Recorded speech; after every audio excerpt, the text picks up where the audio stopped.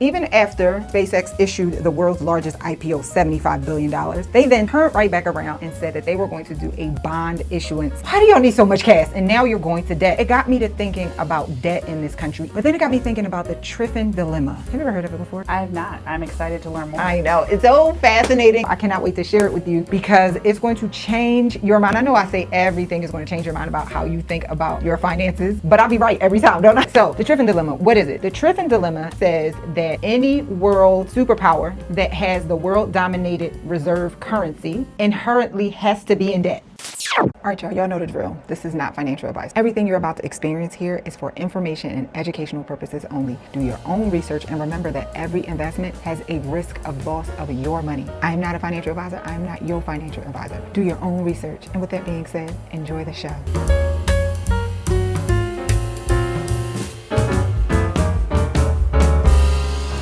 Even after SpaceX issued the world's largest IPO, $75 billion, they then turned right back around and said that they were going to do a bond issuance. And the stock has been down on the news as of today. What is this, June 23rd, 2026? As of today, the stock has been down. It's been down for a couple days. Not saying that anything bad is going to happen, but the reality is, why do y'all need so much cash? And now you're going to debt. And so it got me to thinking about debt in this country. We know that America is addicted to debt, but then it got me thinking about the Triffin Dilemma.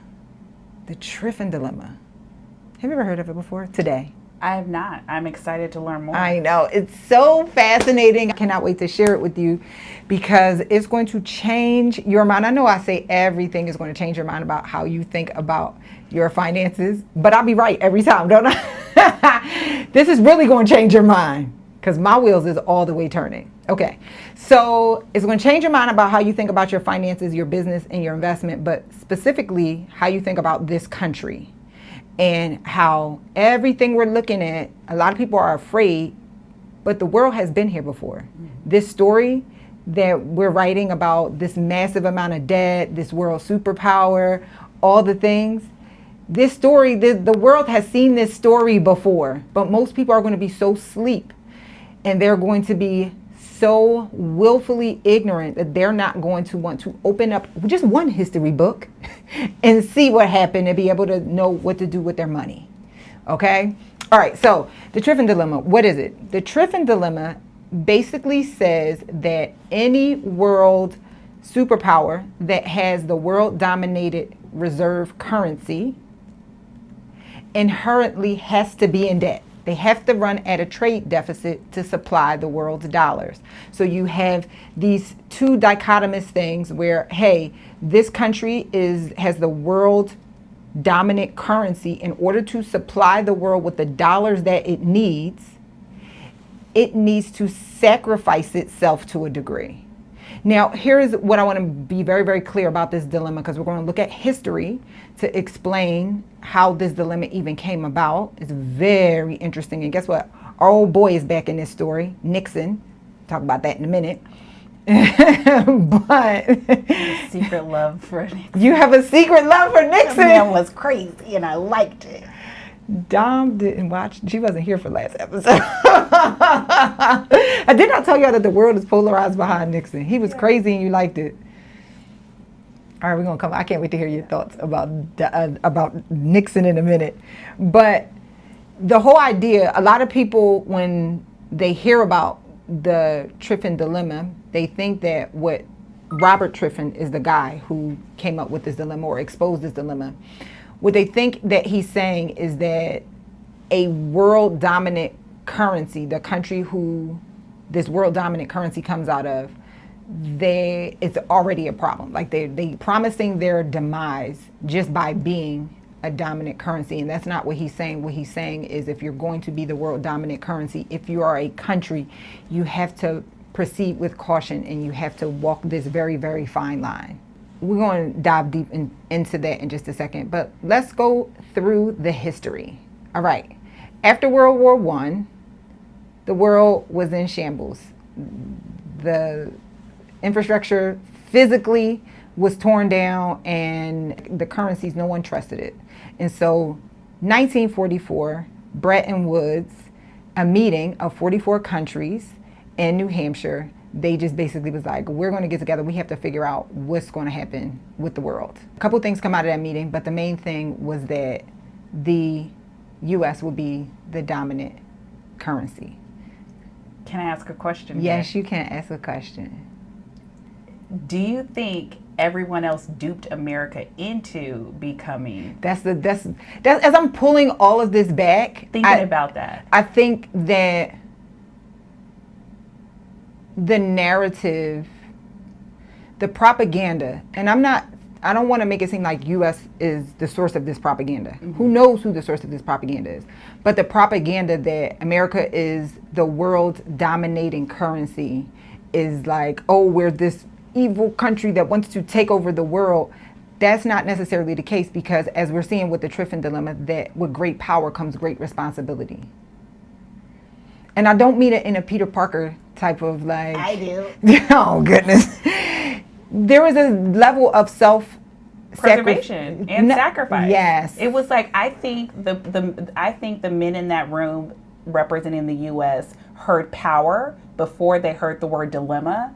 And because they all feel like they're extremely smart and have the ability to circumvent the dilemma aspect of it. Well, the dilemma wasn't presented. Well, no, that's what I'm saying. Until 1960. I don't think they thought they were going to be in a position of lack when it comes to this debt perspective. I don't know. I have a lot to say about that. Okay. Let's go through the story. Okay. So Bretton Woods happened, and the U.S. dollar is going to be the world dominated currency. And the currency is backed by gold. Mm-hmm. Other countries could redeem U.S. dollars for gold because we also had a huge gold reserve. Mm-hmm. Okay? So this worked really, really well until this guy Triffin, he's an economist, professor. In 1960, he wrote a book and testified before a Senate and really tried to warn everybody and said, like, this is a problem. As I'm looking down the pipe, if we're going to keep supplying the world with currency in order to feed its insatiable appetite for currency, we have to run at a trade deficit. And eventually, things will happen that could potentially have people lose trust in the U.S. dollar. And also, we got this gold problem. Mm-hmm. If you're going to keep issuing currency, we don't have an unlimited supply of gold. And so as we're running out of supply of gold, not that they were running out, but like you keep printing mm-hmm. off dollars, and it's supposed to be, these dollars are supposed to be good as gold. This is a finite supply of gold. Right. And so the dollar, the trust in the dollar is going to potentially collapse. Mm-hmm. Hey, y'all can't do this. Mm-hmm. Some people in Senate listened, some people didn't. And then guess what? Boom, 1969, 1970-ish, France got mad and was like, we want our money. Now. We want our gold now. And then in walks your favorite president. I didn't say it was my favorite. I got a list of 10, okay? I didn't say it was my favorite. I said he had character. He had character, he did. Mm-hmm. But in 1971 is when he announced that we're fully fiat currency, and we will no longer be backed by gold. And so a lot of you in my comments always comment anytime I talk about anything. You're like, this is because the U.S. dollar is not backed by gold. It's a horrible thing. He had no choice. Yeah. He had no choice just because of this dilemma. Mm-hmm. Okay? So France got mad. They was like, we want our bread. And it started to be a problem. And then he said, we're moving to a fully fiat currency. Countries cannot redeem U.S. dollars for gold. And everybody thought that the U.S. dollar was going to collapse, but it didn't. Mm-hmm. And so what ended up happening was, instead of the U.S. dollar being backed by gold, it's now being backed by U.S. treasuries. Explain to them that BS. Here's the thing. I don't think it's BS. It's not BS, because at the end of the day, a currency is nothing more than the collective belief of the worth of the thing. And so the thing that has always stood the test of time, the two things that have always stood the test of time, we're going to look at this in just a minute, that humans have always collectively agreed on its value, that it has value, is gold and silver. Exactly. Yeah, but there is no And it's exactly more because I'm about to show tangible, but it's tangible. it's tangible, but it being tangible is important. But more importantly is, how can I put this? That doesn't guarantee that a currency will stay the dominant currency just because it's backed by something tangible. Yeah. We're going to look at times in history around other currencies and how they all worked, but gold is not immediately the answer. I want you guys, and so here's the thing. What I want you to do is I present all this information. I want you to tell me down below what you think the beneficial either next move for the US is, or the best currency system that you, and it's okay for it to be gold, but I want you to hear as much of the facts as possible for you to make your decision. Okay? I love the question. All right. Couple other things that I want to add, just to be very, very clear. After Bretton Woods from 1945 to 1960, the world trade just blew up. The whole world saw all sorts of just flourishness. So, and last thing I want to say about the Triffin Dilemma, just so we're on the same page, is that if the United States does not run enough of a deficit, then the world suffers because they don't have enough dollars. Real quick, this is a great moment. This is why you need to be on our newsletter list. I break everything down. You need to get the full picture. Some of y'all understand things better when you read it and you see the outline. I know the show is entertaining and I be giving y'all game, but I really give a full game away in the newsletter. Go to the link down below, sign up for the newsletter. It is absolutely free. Sign up right now.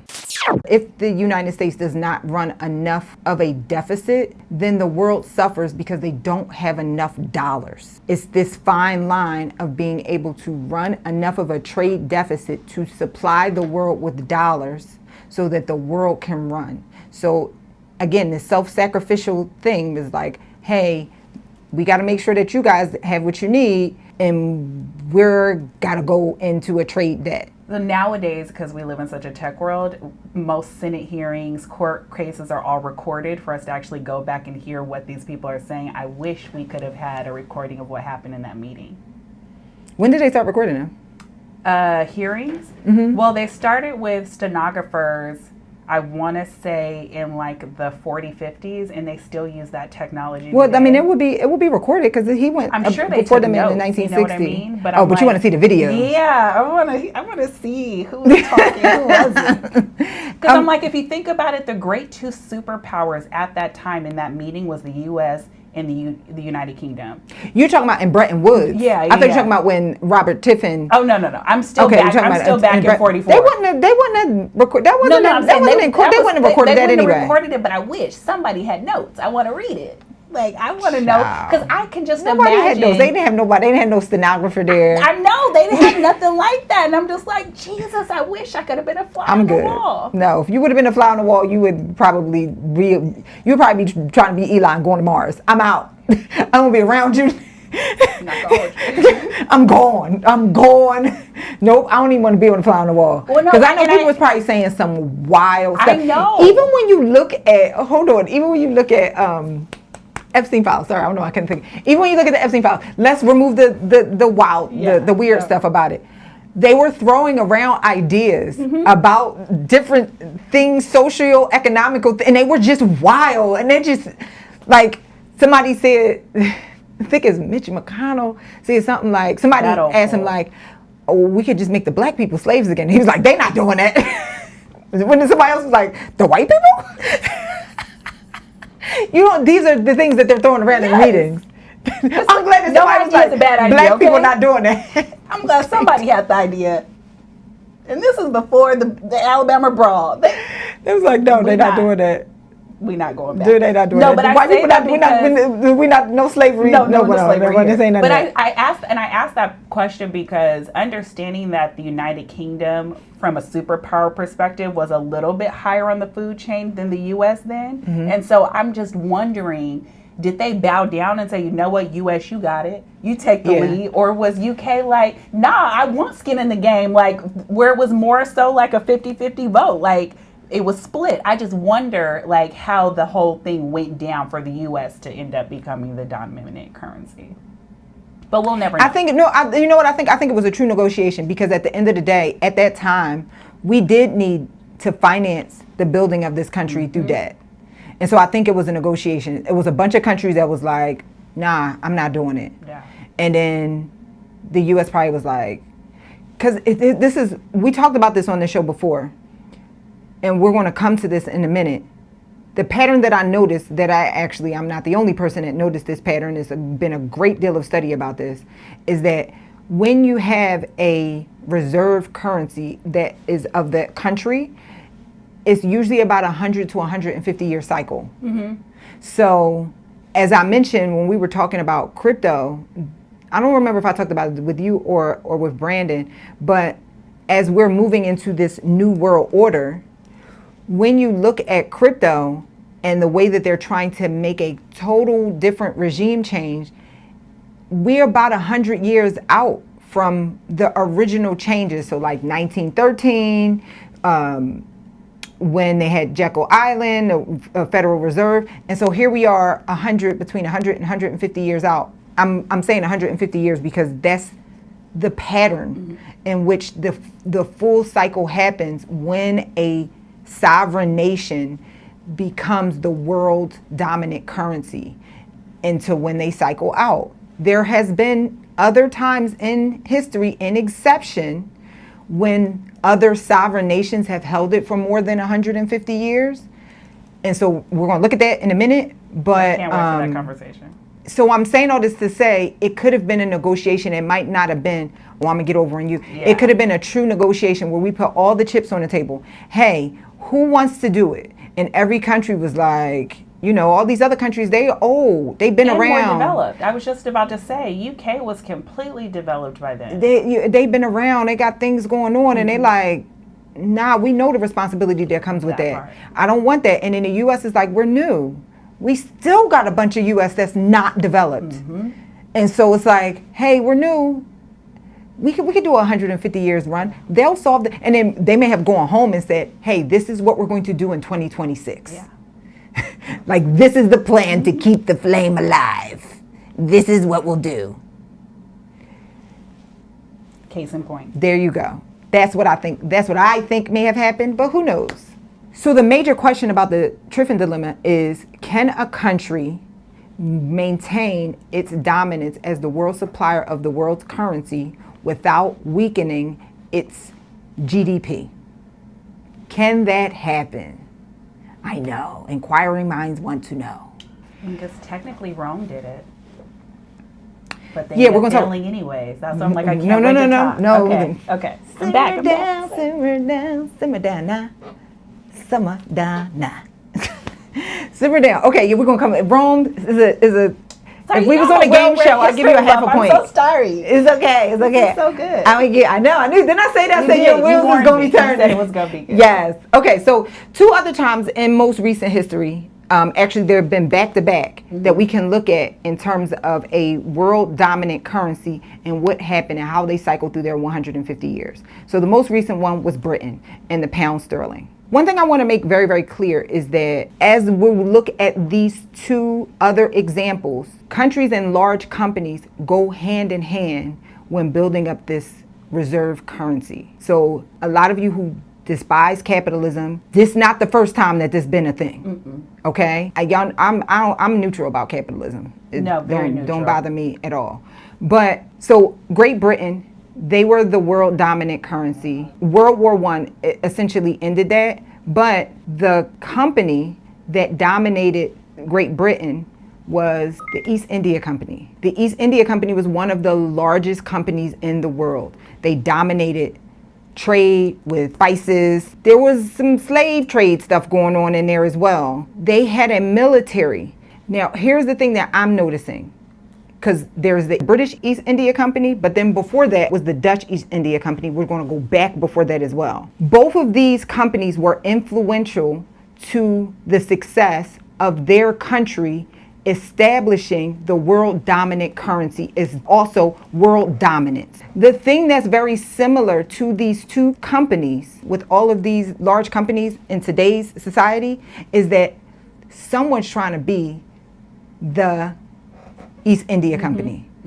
Now, the problem with being the East India Company and why they also end up being the demise is because they end up having a monopoly over everything.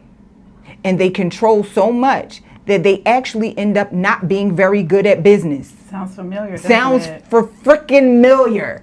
I'm about to bust out my chair. I know. Ooh. I knew you were going to do that. Who does that remind you of? Somebody's name rhymes with Fililan.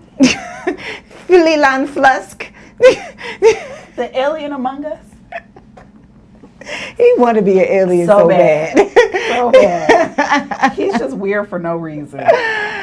Fililan Flusk. That's going to be in my head for the rest of the day. Okay, so they end up having a monopoly over trade, over everything, to the point where they also have their own armies. In the Dutch example, which is before the British, in the Dutch example, they were able to operate like a country. What? To open the door. Oh my God, that's what he's trying to do with them doggone military drones and robots. Nicole. He just opened a history book. I thought Dom was hot. She said, when she was saying, when I was saying open the door, I was thinking to myself, like, no, because they got music playing out there that'll mess up everything. I know. But also, guess who else is trying to do this? Robots right now. Guess who else is trying to do this? Guess who else is trying to do this? Who? Palantir. They're all at the race to be the East India Company. You hot and frustrated, you bad. Peel back the layers. And inside, you find nothing. All smoke and mirrors. We're on the Truman Show, okay? We are on the Truman Show. I know, Dom really just took her coat off, y'all. If I had another phone, I would record her. I'm like about to cry. I've been seeing all these videos of him, like, he's really about to have like a drone robot army. Nicole, what are we doing? Flusk. Flilan Flusk. And okay. He just got renewed on all his defense contracts. Like, what are we doing? It's like giving a baby a gun. East India Company. Okay, continue, please. Okay. So here's the thing. Okay, so here's the other thing. I might as well just talk about them at the same time, because I said I was going to talk about the British rule and the Dutch rule. Very similar. The nuances, you can go and research yourself. Obviously, they're different countries. Actually, the reason why the Dutch handed it over to the British is because, guess what? The Dutch kept picking these fights with Britain. Yeah, they got their butts whooped in St. Thomas. Four wars. They kept, I'm going to say it again. The Dutch, who was in power at the time, kept picking fights with Great Britain.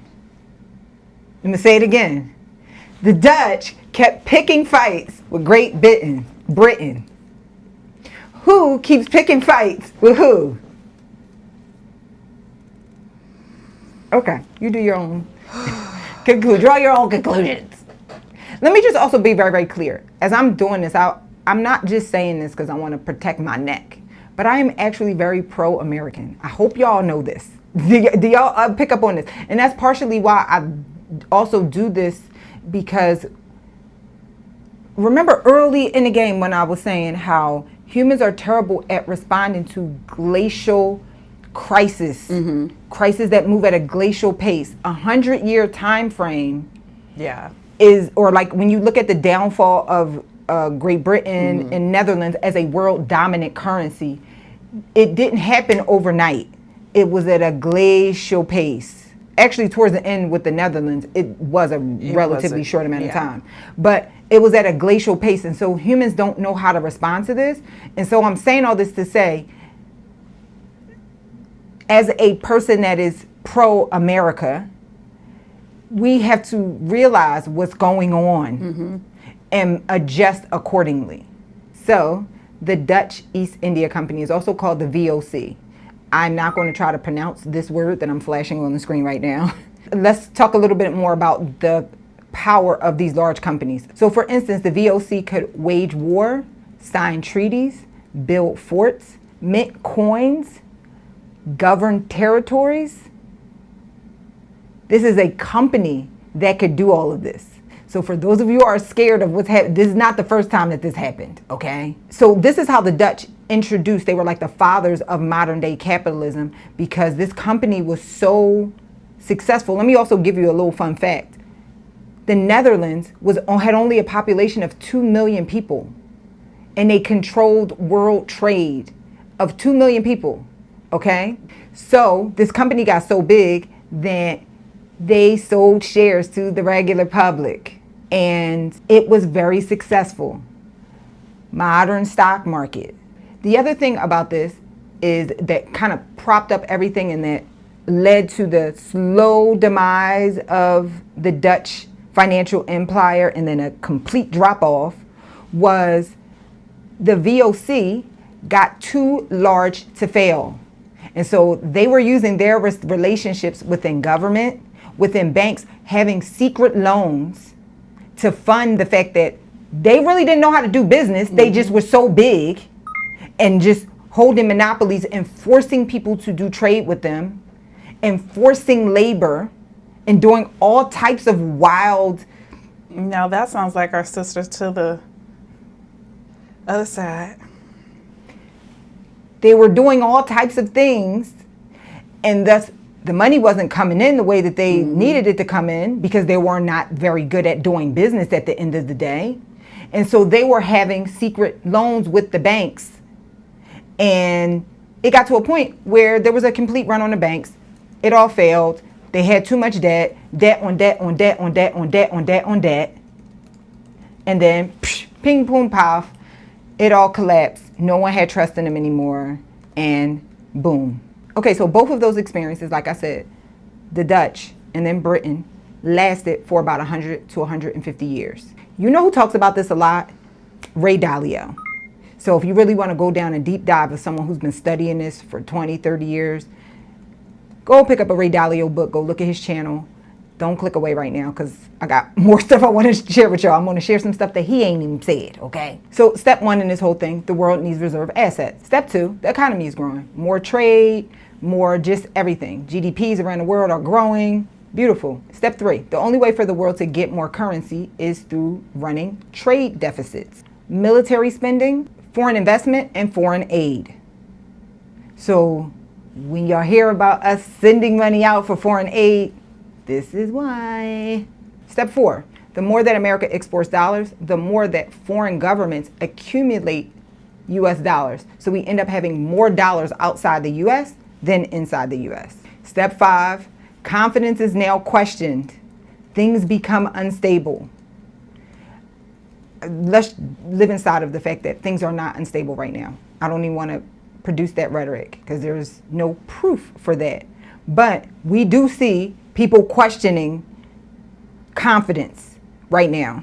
So again, I'm gonna go back to these two things that must be balanced, because I want to make it very clear that the result of the Triffin Dilemma is not collapse. It eventually collapsed. You just have to maintain the balance between keeping confidence and supplying the world with US dollars or whatever the reserve currency is. All right, so if the Triffin Dilemma requires that this fine line be walked, what are the things that need to be maintained in order for this fine line to be walked, for this country to maintain world dominance through its currency, as well as maintain the actual nation itself?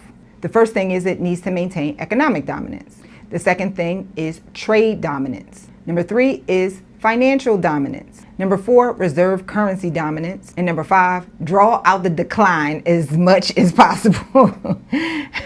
But those four things need to be in place. So it's always this constant balance. So as you hear all these happenings that's happening with leading and lagging economic indicators, what you're seeing is all of these things maintaining balance, or them trying to maintain the balance. Now, I would add, just through my observation, that what needs to be maintained is moral and fiscal ethics, because all of these things create an environment for corporate super players to emerge, monopolies to emerge, And these financial institutions that basically exist without actually providing as much value as it extracts from the system. It creates a unique concoction to where though people are incentivized to create this on a corporate, large institutional level, but also individuals as well, because it's now created a system where people are literally incentivized to gamble right now. So they're incentivized to gamble, running a little monopoly over their own little world through gambling without actually getting good at business. And it's creating a system where people can do it on a corporate level as well. On an institutional level, they can gamble by trying to maintain power without actually getting good at business. And so, in my opinion, the thing that the U.S. really needs to wake up to right now is, okay, y'all got good at maintaining all this other stuff. We need to run some checks and balances so that a certain moral and ethical code maintains its upstanding, so we don't have crimes against the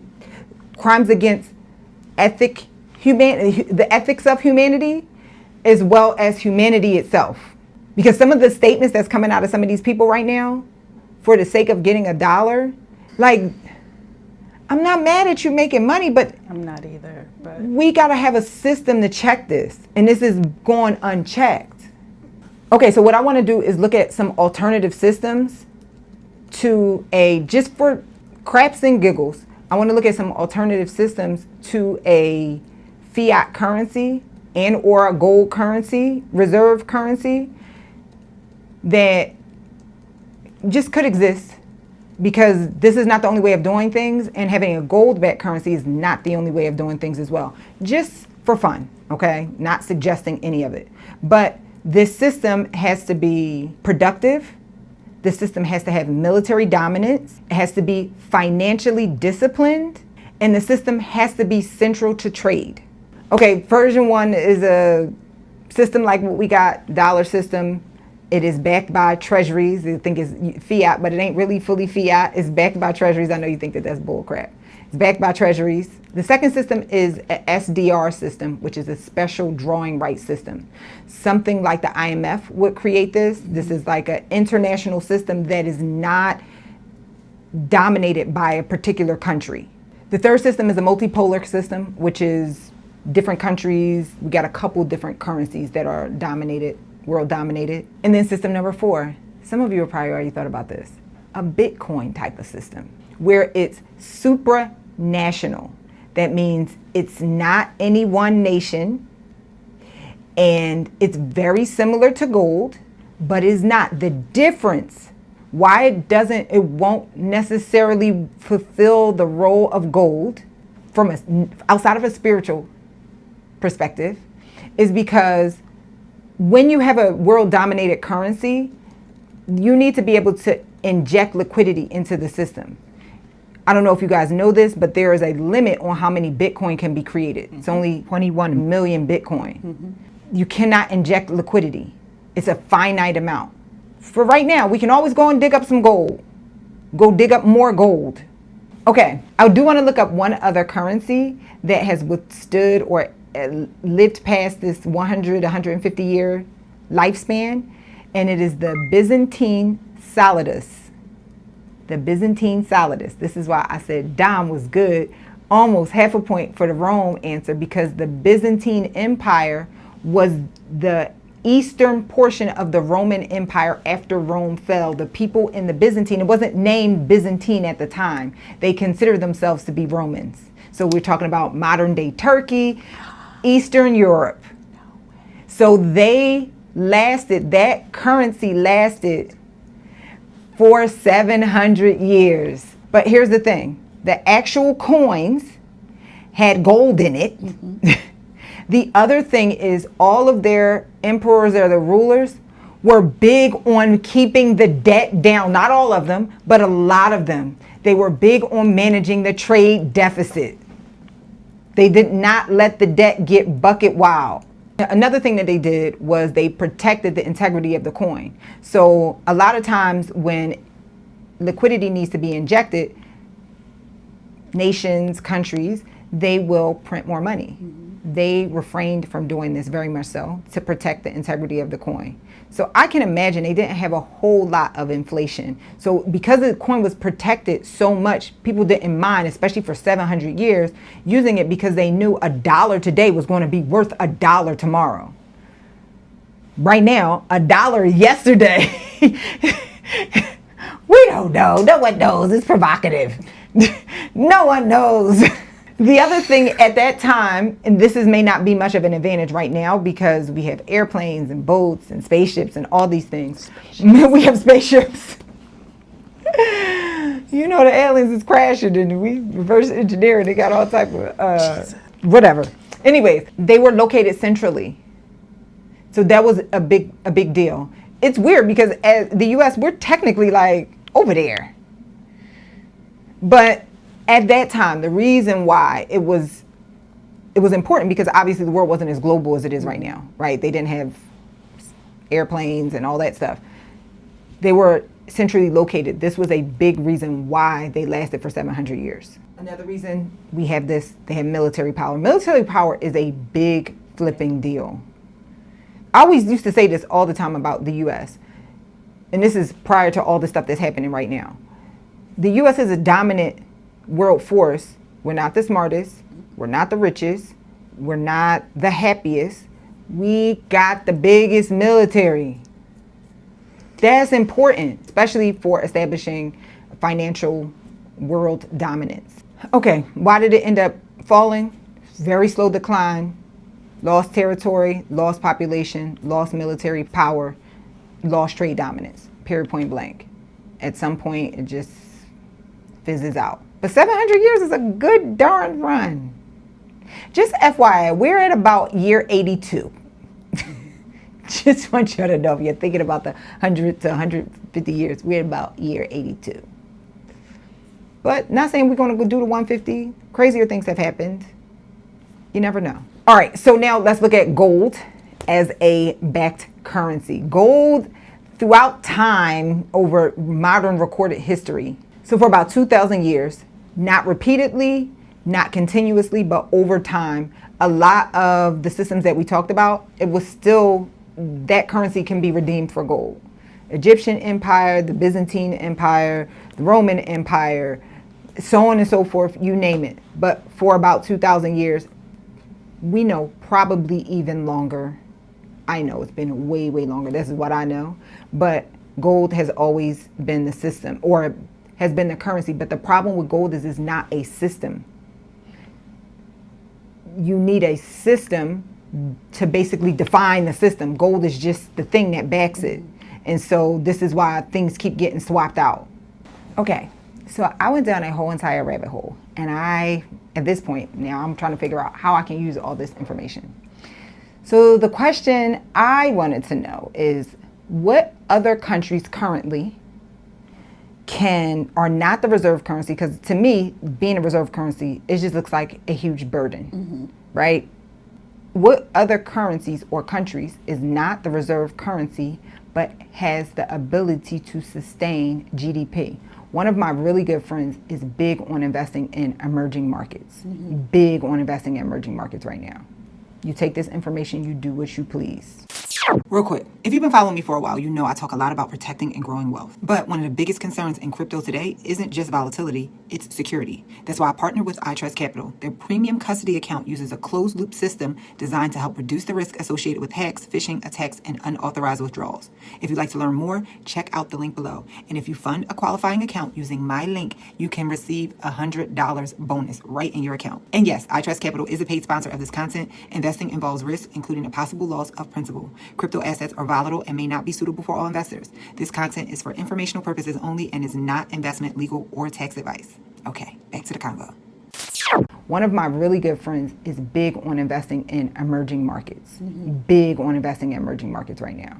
You take this information, you do what you please. So countries that are not a world reserve currency, a dominant currency, but they can grow GDP, India, big time.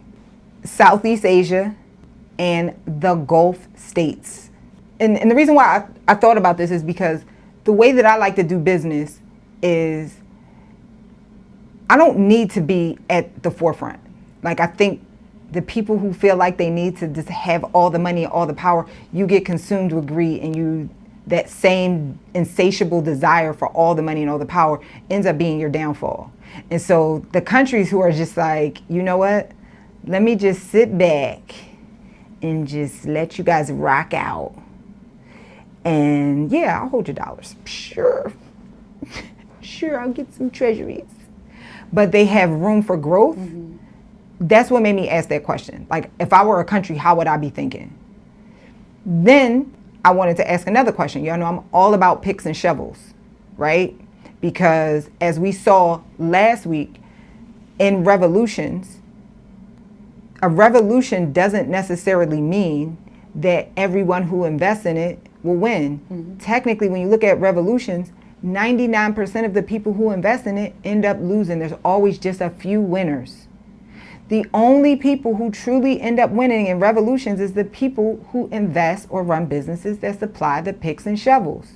Now, the real question is you have to decide what the picks and shovels is, because right now everybody's running around saying, especially for AI, that data centers, energy, utilities is the picks and shovels. That's a part of the trade. That's part of it.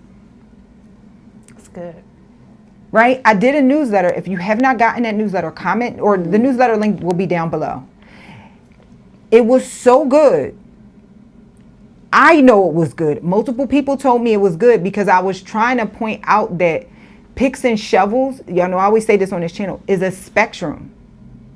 And you have to go deep enough in the picks and shovels to understand. So I'll give you an example of picks and shovels being a spectrum. So you got AI, right?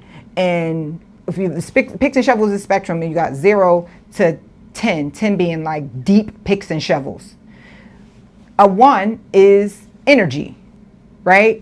Okay, but that's so close as a part of the trade. A 10 is the food truck that sits outside the data center. If y'all run this thing in the ground, y'all gonna need to eat every day. Who want a hot dog every day?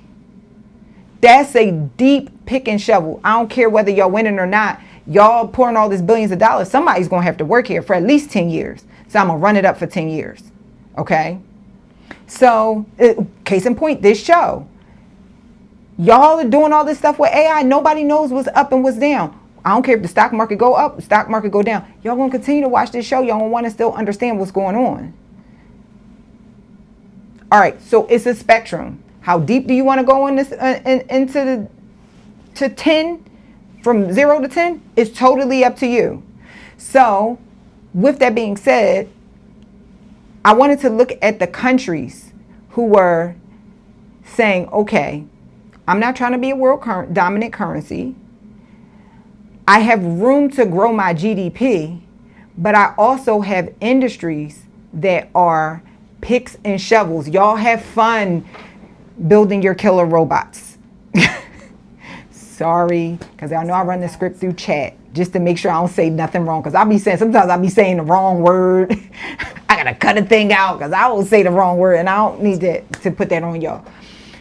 Sorry, chat. You're not a killer robot. We know you're the most lovable creature on the face of the earth. But what countries are saying, hey, y'all do whatever y'all want to do. I'm going to make money no matter what. Do you know what country came up for me? I want you to say what I think you're going to say. No, I want tell me what you're going to say. What you think I'm going to say? I don't know. You go first. No, you go first. I'm going. Listen, I did extensive research on this. Oh, okay. Like, two come to mind, and I just don't know if I'm like completely way off. I can't wait to share. Yeah. So the first that came to mind was Guyana, just because I know that they have like some resources that are completely untapped, and they've been growing like year after year. And then a little bit more of a tight one, potentially Ghana. You know, I could probably do a little more research to support that. I'm not saying no. Okay. But the main country that come to mind. That's coming to mind right now for me, or after I checked my numbers, because this is actually something I've been looking at for a minute. South Korea. South Korea, because they're big on Samsung. First of all, their stock market is out of their main index is out of control. It's like since the beginning of the year, 200 something percent. Yeah. They are killing it. You know why? Samsung. Guess what Samsung produces? Memory chips. Yeah. So y'all can have fun all y'all want with GPUs and CPUs, no matter what. AI needs memory. Oh yeah. But so much more, and not just AI. Right. Like, that's the larger conversation that I feel like goes over people's head. It's not just AI. It's not just now. AI. These You gonna want to store them. computers, You gonna want these to store them phones. pictures. I just came in here when I went to the bathroom. I just flashed a picture of my baby when he was a baby. My boo. He was so cute. I just flashed it like, here, memory, That's Samsung. Well, I don't have a Samsung phone, but I'm not like ghetto. No, sorry for all you people who don't have iPhone. Just don't be texting me with your green bubbles. Another country, Taiwan, because they make the world 70% of the world's chips. Another option is Japan, but that's a whole nother conversation. Let me know if you want me to comment about Japan down below, because Japan is making some major restructures. Only if y'all care. Not like, I don't want to talk about it if y'all don't plan on investing in emerging markets. Like, I'm not wasting my time. But Japan is very complicated what's happening over there as well. And two other regions, Canada and UAE. Every time somebody says Japan, I can't help but think about how much money we owe them. Like, it just sits dormant in the back of my brain. Yeah, they're our number one debtor. Actually, U.S. people is the number one debtor, but foreign holder is Japan. It used to be China. It used to be. Why does that bother you? Somebody got to be number one. Somebody has to be number one, but I think it was because it was the first time the first time that I actually have been taught that the U.S. actually owes debt to other countries. And it was one of those moments where it blew my mind. I was a freshman in college, and as an elective, being my nerdy self, decided to take global governments class. And it was the first time I'd ever heard of it. And I sat there in this class like, well, do we have a plan? Are we on a payment plan? Like, who's paying it back? But now do you understand why we have to have the debt? Now I get it. I remember that lecture like it was yesterday. But really? And it bothered you, felt concerned? Well, because it was the way that I grew up thinking about debt. And so because I was looking at it from a personal debt perspective, I said, well, how have they not come and repoed something yet? But now I totally get it. That's something that as a business owner, you need to like truly think about. And I'm going to tell you the cycle of my thought process, right? Mm-hmm. So like, as a normal person, you think debt is bad, mm-hmm. right? And then you start learning about business, and then you're like, okay, no, debt is good. But then when you look at these cycles, and you see that with these countries, what ends up happening towards the end, with these 100-year, 150-year cycles, what ends up happening towards the end is debt is what suffocates it. Mm-hmm. And so,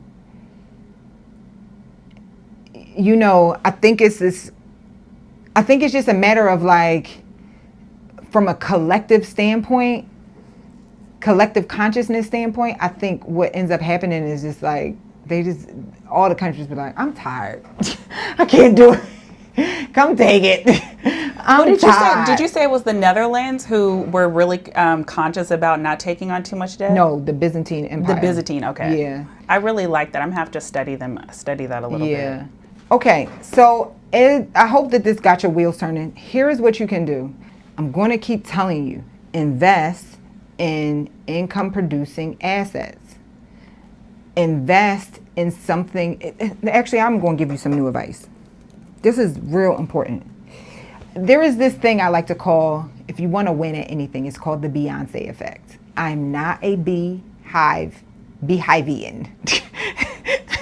I'm not part of the Beehive Nation. I'm super neutral on Beyonce. She does not. I don't neutral she is. You guys, you just don't know.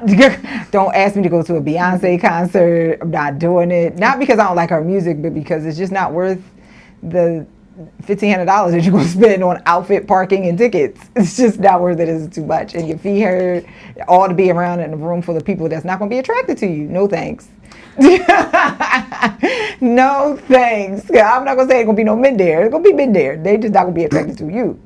And I don't believe in getting dressed up for a bunch of women. Oh, Jesus. It's just not. It's against my religion. Okay, it's against my religion. But the Beyonce effect goes as this. This is something that I have come up with, and you can share it if you want. As much as if you don't like Beyonce, one thing you cannot say about her is that she can't sing, she can't dance, she can't perform, you can't say anything about her. This is why when someone tries to say something bad about her, I get offended. they don't let you, or because you can't. Anybody should be offended against excellence.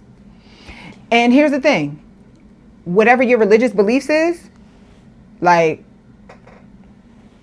it's some things there spiritually that I'm not really a huge fan of. But the reality is, she's human. She look good. She sound good. She look good. She can dance her behind off. Coachella dance routine lives rent free in my head. Thank you. I be getting to the butt. I'm sorry. Focus. Lives rent free in my head. And so therefore, you cannot deny her greatness, whether you like her music or not. Mm-hmm. You can't deny it. Beyonce effect. What you want to say?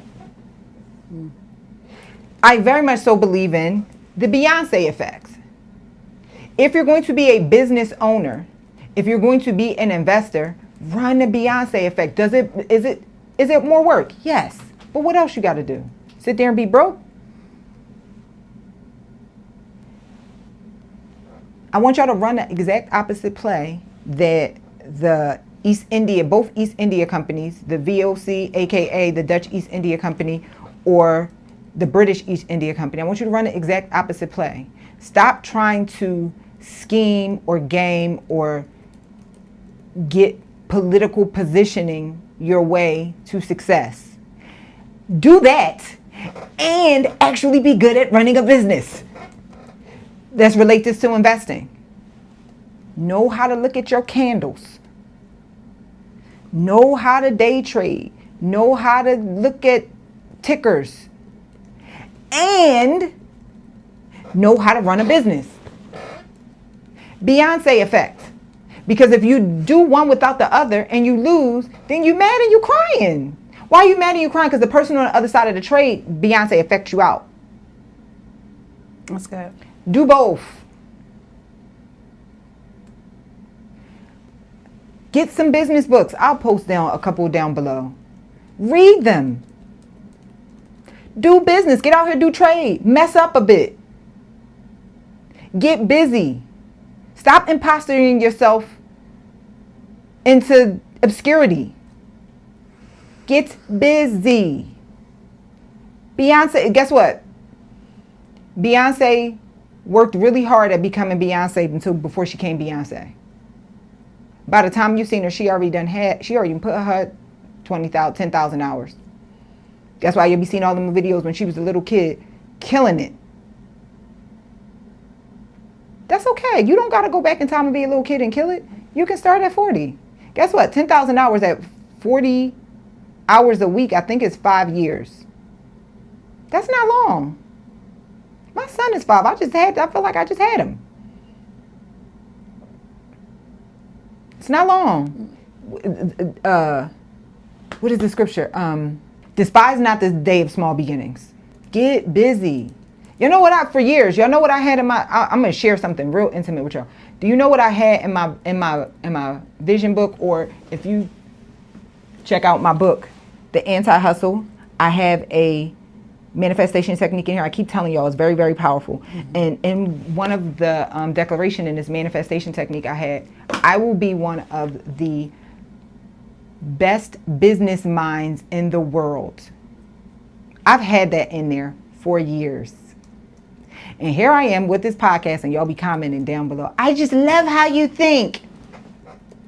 Despise not the day of small beginnings. I'm not lying. I can show it to you. No. I'm not just saying this for this podcast. I'm dead serious. And guess what? In 10 years, y'all gonna see, not even in 10 years, in a couple years, in a couple months, y'all gonna see me on TV and they're gonna be like, this is Nicole Purvey.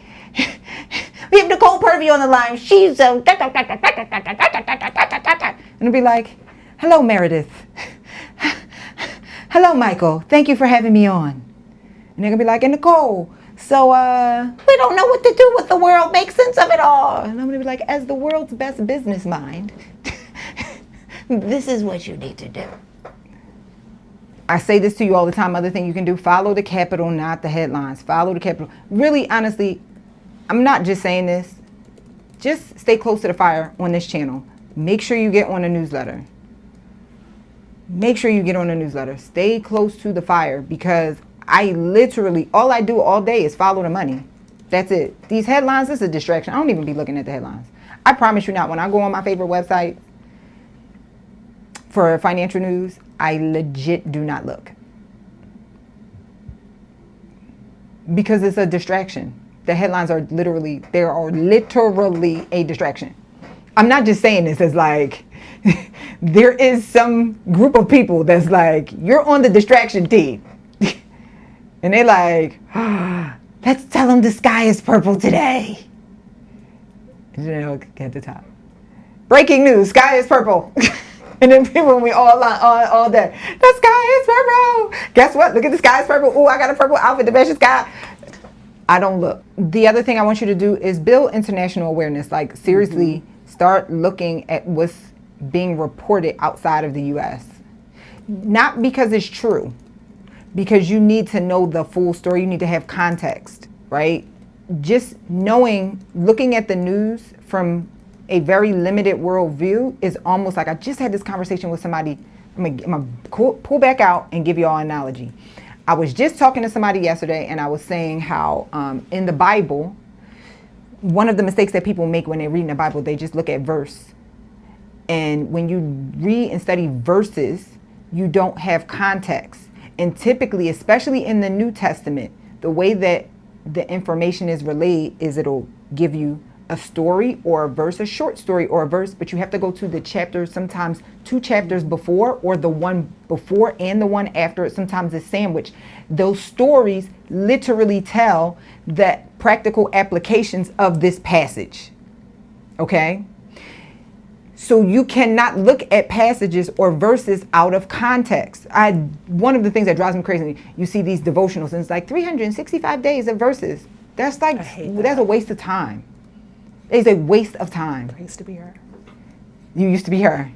It's a good gateway drug. I think that's what it was. It's a good gateway drug.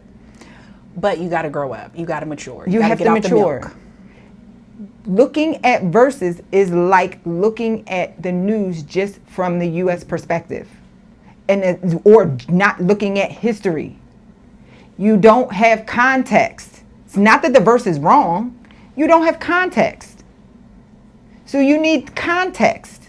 Just like all of you, oh my God, the dollar is not backed by gold.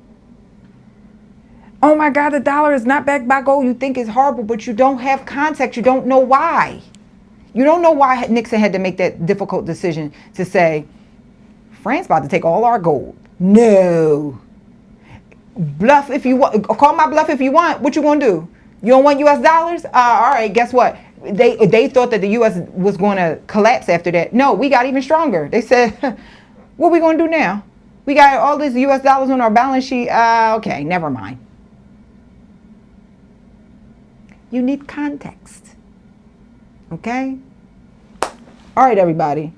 I do have one more thing that I want to say. Become a capital allocator. I said this to you multiple times. You have to start looking at allocating capital, especially on a private level, small business level, investing in local businesses, things that actually impact your quality of life, or a private equity fund run by your fave that invests in apartment buildings and assisted living facilities. The information will be down below if you would like to get more information on it. Okay? Become a capital allocator. You have to start thinking like that, because the reality is the one who controls the money flow in the system is the one who has the real power. They don't have to control the system. You got to control the money flow. That's what the whole lesson of all of this was. So, as we're trying to figure out our way out of year 82 of 150, give your elected officials some slack. If you decide you still want to be mad at them, go ahead and continue to be mad at them. I don't care.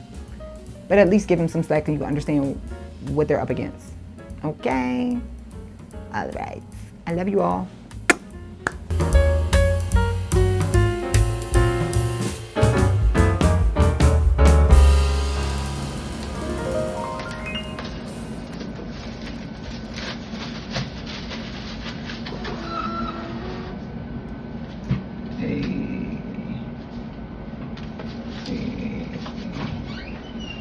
How they be doing it with the money? Hold it up to your face. hold the sticker up to your face like the print label. Hold it up to your face like a phone.